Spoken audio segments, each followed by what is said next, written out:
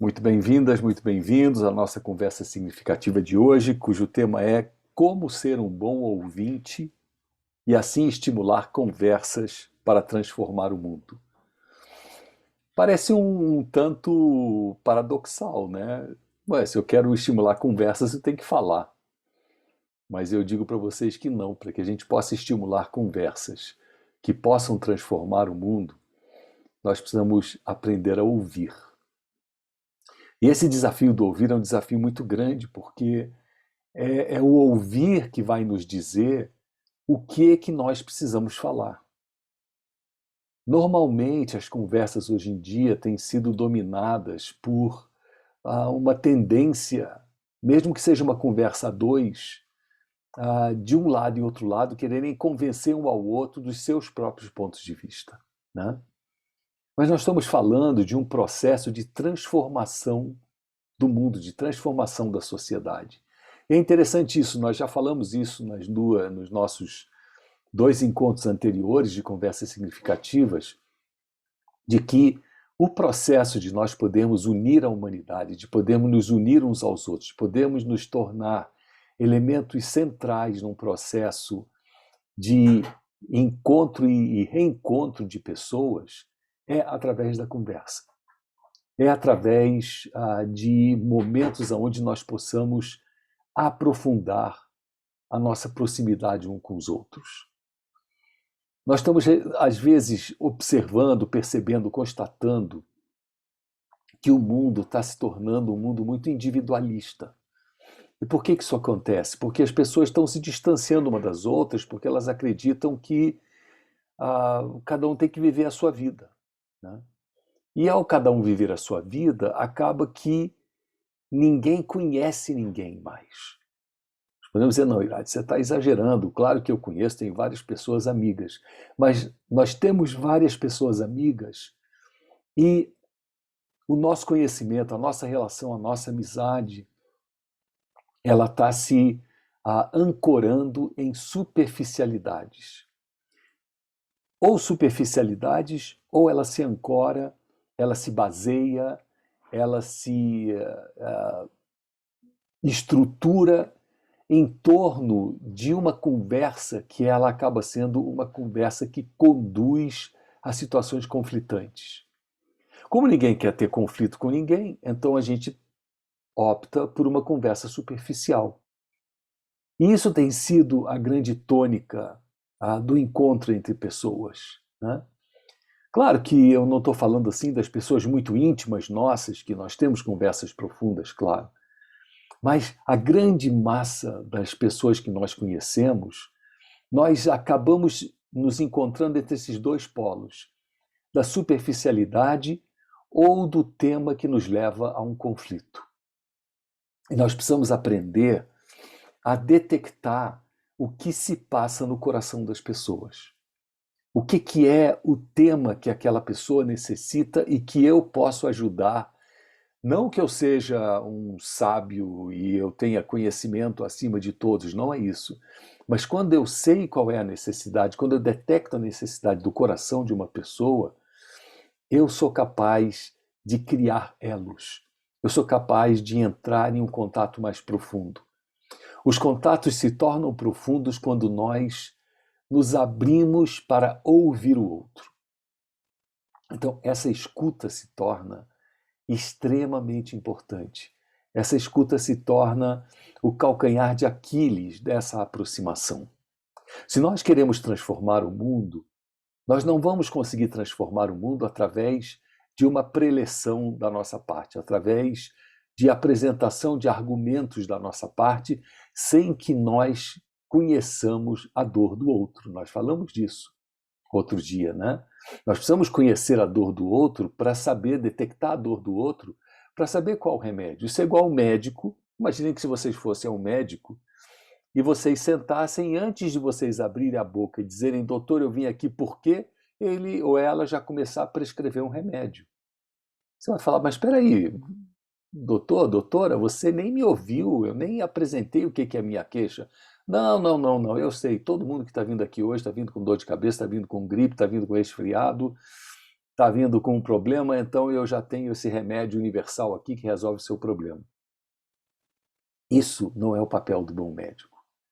O papel do bom médico, né, em linguagem técnica, é fazer a anamnese, é, através de uma série de perguntas, ir conhecendo a natureza do seu paciente. Através de um contato mais profundo, entender o que é a dor do paciente, para que então possa prescrever. Nós podemos atuar como médicos e médicas uns dos outros, médicos espirituais, médicos e médicas que possam entender o que se passa no coração da outra pessoa. E para isso nós temos que ser bons ouvintes. É como o médico, de novo, que com estetoscópio ausculta o coração, né? E você vê, por exemplo, quando você vai ao médico, que a primeira coisa que ele diz quando ele vai te auscultar é: por favor, silêncio, não fale. Agora não pode falar. Por quê? Porque ele quer escutar o teu coração. Então nós também, quando vamos escutar o coração de alguém, nós temos que nos calarmos. Nós temos que nos silenciarmos. E no máximo, lançarmos pequenas perguntas e deixarmos que o nosso interlocutor, a nossa interlocutora, possa se expressar e falar. Aí sim, nós vamos ter uma conversa verdadeira. Porque nós temos que adaptar a nossa fala à necessidade do nosso ou da nossa interlocutora, interlocutor. Essa adaptação é como se fosse aquela mãe cuidadosa que olha para a criança, dependendo da sua idade, ela vai dar um tipo de alimento. Não tem dentes, é papinha. Começaram a aparecer os dentes, já pode ser coisa para mastigar.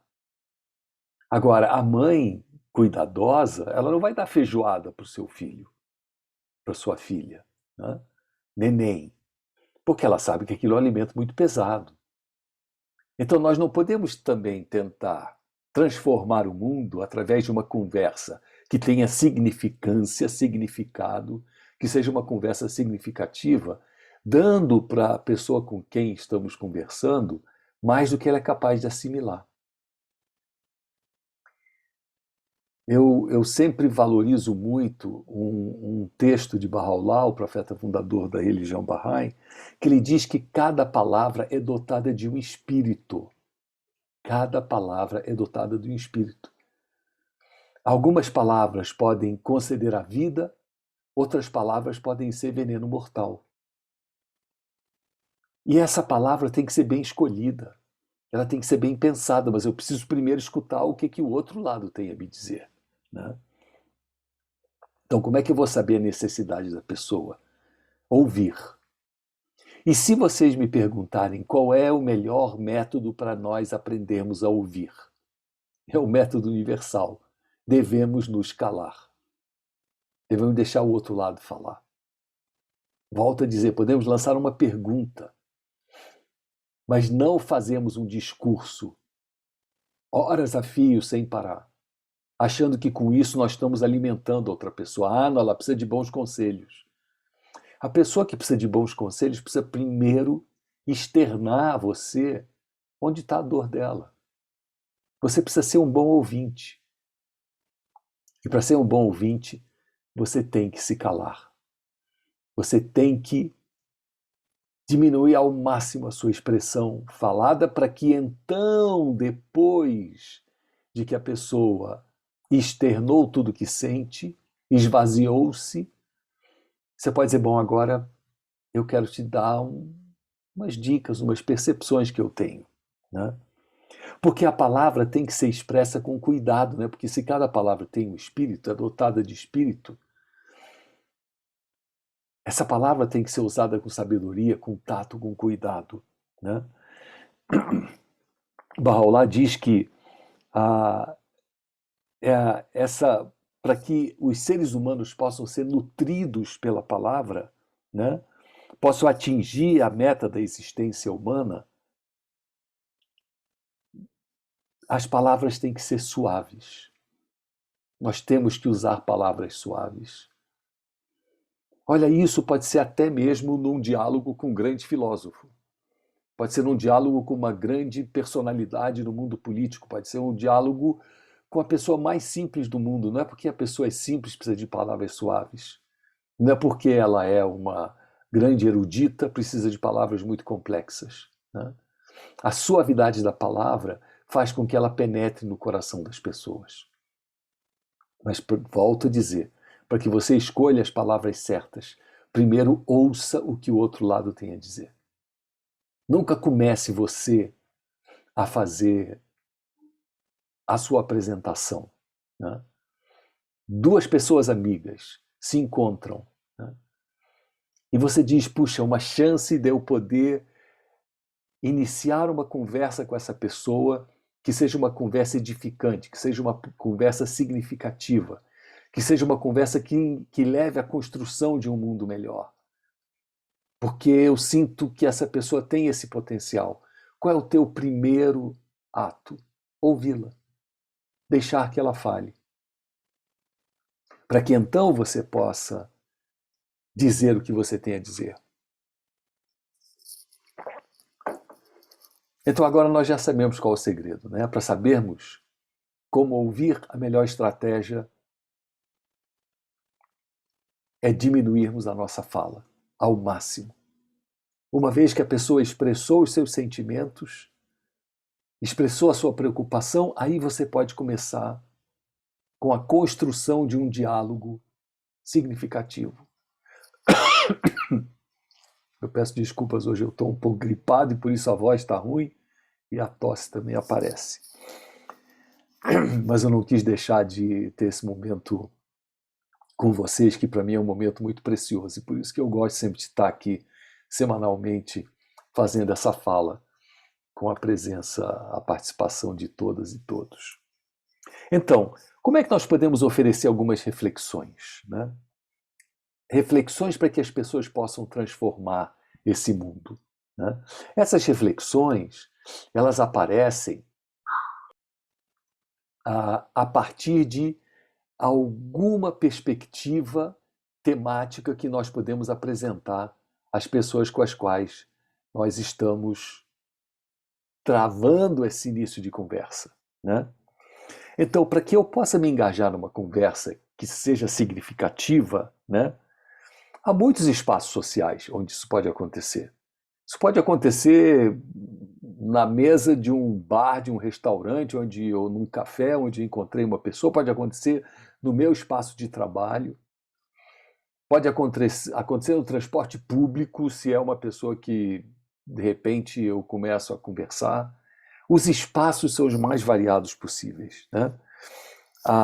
Mas o que nós precisamos ver, né, é como nós propomos essa temática transformadora. E a primeira coisa que nós podemos ajudar a pessoa a poder se expressar, né, é nós detectarmos quais são os assuntos de interesse comum.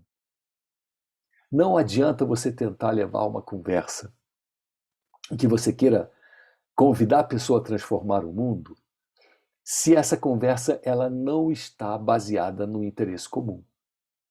Eu posso até começar uma conversa significativa com alguém que gosta muito de futebol. E a partir do futebol eu começar a falar. Posso iniciar uma conversa que tenha um significado profundo com uma pessoa que gosta de costurar, ou uma pessoa que gosta de ler livros, não importa. O que importa é que a gente detecte o que é aquilo que é algo de interesse comum. Então, por exemplo, não adianta você querer falar sobre educação de crianças para uma pessoa que não tem filhos, ou que, se os tem, ela já é muito idosa e já passou da época e nem vive perto dos seus netos ou o que seja. Isso não vai ser uma conversa de interesse comum. Não adianta falar com alguém sobre economia mundial quando esse não é o tema que ela tenha interesse ou ela domine. Então, primeiro, quais são os temas de interesse comum? O segundo ponto é buscar temas que sejam de importância espiritual. Vejam, não estou dizendo que sejam de importância religiosa, tá? Mas se nós falarmos, por exemplo, sobre egoísmo, se nós falarmos sobre individualismo, se nós falarmos sobre impaciência, são temas da dimensão do espírito humano. Impaciência, egoísmo, individualismo não são grandezas mensuráveis, né? Não são temas da realidade concreta, são temas subjetivos. Então, temas que sejam da dimensão espiritual. O outro elemento, são 3 elementos que a gente usa para poder explorar o que nós vamos conversar, né? Buscar os temas de interesse comum, conduzir a temática para dentro da dimensão da relevância espiritual. E o terceiro, e talvez tão importante quanto os outros 2, ou mais importante que os outros 2, né? Desenvolvemos a capacidade de leitura da realidade, sermos capazes de interpretar a realidade que está à nossa volta. Se eu não entendo o mundo que está à minha volta, como eu quero convidar a pessoa com quem eu vou conversar sobre o que é o mundo que está à sua volta? Se nós estivermos alheios ao mundo que está à nossa volta, nós não conseguimos ler a nossa realidade. Imagine, por exemplo, se você quer falar sobre pobreza e você acha que não existe pobreza, que o mundo está maravilhoso, que você tem uma vida muito boa, que você ganha um salário muito bom e que você acredita que todo mundo igual a você ganha igual a você e que está todo mundo feliz. A sua leitura da realidade está equivocada. Porque você não está percebendo onde tem pobreza, onde tem injustiça, onde tem miséria, onde tem fome, né? Estava vendo hoje na televisão, 1/3 da população brasileira, e principalmente as mulheres, passam fome hoje no Brasil, em algum grau de insegurança alimentar. 1/3 da população brasileira. Nós estamos falando de 70 milhões de pessoas que passam por insegurança alimentar. Eu tenho que entender o que é isso, eu tenho que ler a realidade à minha volta, eu tenho que entender a realidade à minha volta. Eu não posso chegar de repente para conversar com uma pessoa que passa por esse drama da insegurança alimentar e falar sobre que maravilha foi o restaurante que eu fui ontem à noite, que foi deliciosa a comida. Isso demonstra uma insensibilidade da sua parte, né? Eu estou fazendo uma caricatura aqui dessa situação. Mas é assim que se passa, né? Quando a gente não tem uma leitura, uma observação adequada da realidade à nossa volta, né? Se nós tivermos em conjunto, se a conversa é entre 2 pessoas, né, uma leitura adequada da realidade à nossa volta, nós podemos compartilhar uma compreensão única, né, das exigências do tempo que nós vivemos, de como nós podemos superar a dificuldade dessa época. Vejam, o convite da conversa desse nosso encontro de hoje é um convite para que nós possamos desenvolver método, técnica de mantermos conversas de significado, conversas de impacto com pessoas à nossa volta, no nosso desejo de transformarmos o mundo. E aí fica essa ênfase maior, né? Nós somente vamos conseguir transformar o mundo, eliminarmos as desigualdades, acabarmos com as injustiças, se nós conversarmos uns com os outros. Não adianta você sair na rua com um cartaz na mão pedindo por melhoras se as pessoas à sua volta não estão cientes nem conscientes do que está acontecendo, né? Então nós precisamos, sim, desenvolver essa nossa capacidade de conversar. É conversando que a gente se entende. É conversando que nós vamos ser capazes de transformar o mundo. É através do diálogo, através do entendimento, através do convite mútuo para botar a mão na massa. Então, como é que eu coloco a mão na massa?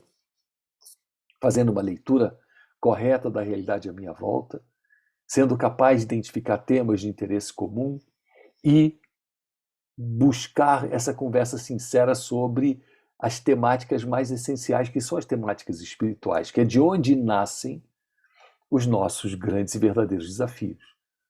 É o que se fala, a pobreza não é um problema de escassez. Não existe pobreza no mundo porque há escassez de meios materiais. Há pobreza no mundo porque há alta concentração de renda, de bens e serviços na mão de poucos. E por que há alta concentração? Porque existe ganância, porque existe egoísmo. Vejam, são 2 tópicos de dimensão espiritual, né? É a partir daí que a gente tem que iniciar a nossa conversa. Agora, como é que nós podemos dialogar, né? Como é que nós podemos encontrar temas que sejam capazes de nos mobilizar, né? Então, uma conversa que, por exemplo, fale sobre a necessidade de romper as barreiras de gênero no mundo, né? Uma conversa que fale sobre a importância de se promover a equidade no planeta. Mas tudo isso nasce daquela percepção comum, daquele diálogo sobre o que está à sua volta. Não adianta eu falar da guerra da Ucrânia, para quem não entende nem onde está a Ucrânia. Mas adianta eu falar, por exemplo, da violência se a pessoa vive num lugar de violência, né? Então a conversa tem que ter um significado para a pessoa que está do seu lado, né? Muito bem. Agora, como é que a gente ajuda a pessoa a falar, né? Já falamos, ouvindo ela. Mas muitas vezes você fica em silêncio e a pessoa não consegue abrir-se, né, para se expressar, né? Busque encontrar onde se encontra a receptividade dessa pessoa. Quando nós encontramos o local, o tema, o tópico, ou a forma de abordar uma conversa, aonde a pessoa demonstre receptividade, é lá que está o nosso tesouro, né? Essa receptividade tem que ser descoberta e tem que ser nutrida, né? Então, eu estou conversando com uma pessoa. Como é que eu descubro onde está a receptividade? Eu tenho que estar atento à linguagem corporal, por exemplo. A pessoa está olhando comigo com atenção ou está olhando para o horizonte perdido? Ela ouve o que eu falo ou tudo que eu estou dizendo já nem tem mais sentido para ela, porque eu não consegui tocar o seu coração? As perguntas que eu estou fazendo são perguntas que levam ela a querer se expressar? Então, essa arte de fazer a pessoa se expressar, ela tem esses dois elementos essenciais. Um é eu me manter calado, deixar a pessoa falar. E a outra é eu ajudar a estimular a pessoa a partir daquilo que ela se sente estimulada e que eu possa então nutri-la mais e mais para que ela possa desenvolver esse diálogo, esse momento de troca de ideias.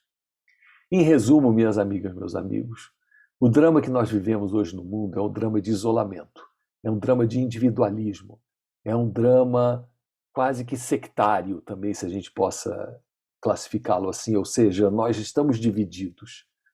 Nós precisamos nos unir, precisamos nos aproximar. A melhor forma de nos aproximarmos é através do diálogo, né? Da palavra entre dois, né? Diálogo significa isso, a palavra entre dois. É nós podermos ajudar os outros a se expressarem, a falarem, e essa expressão seja uma expressão que conduza a uma percepção da realidade, uma percepção do mundo que nos cerca e a busca desse diálogo que seja um diálogo construtivo e que ele não seja um diálogo que leve à superficialidade, como eu falei no início da minha fala, e nem nos leve ao conflito, né? Infelizmente, se eu me envolvo num diálogo ligado à questão partidária, eu posso entrar em conflito. Eu não consegui, então, estimular uma conversa significativa. Mas eu não preciso falar de conversa partidária para eu falar sobre o momento desafiador que a sociedade humana vive.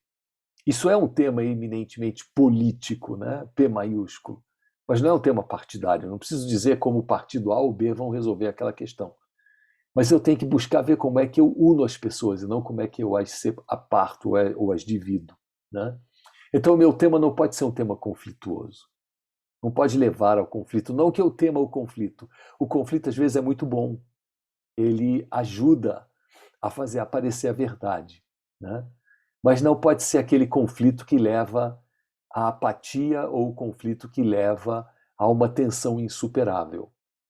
O diálogo é aquele diálogo que coloca duas ideias em confronto e faz aparecer a luz da verdade.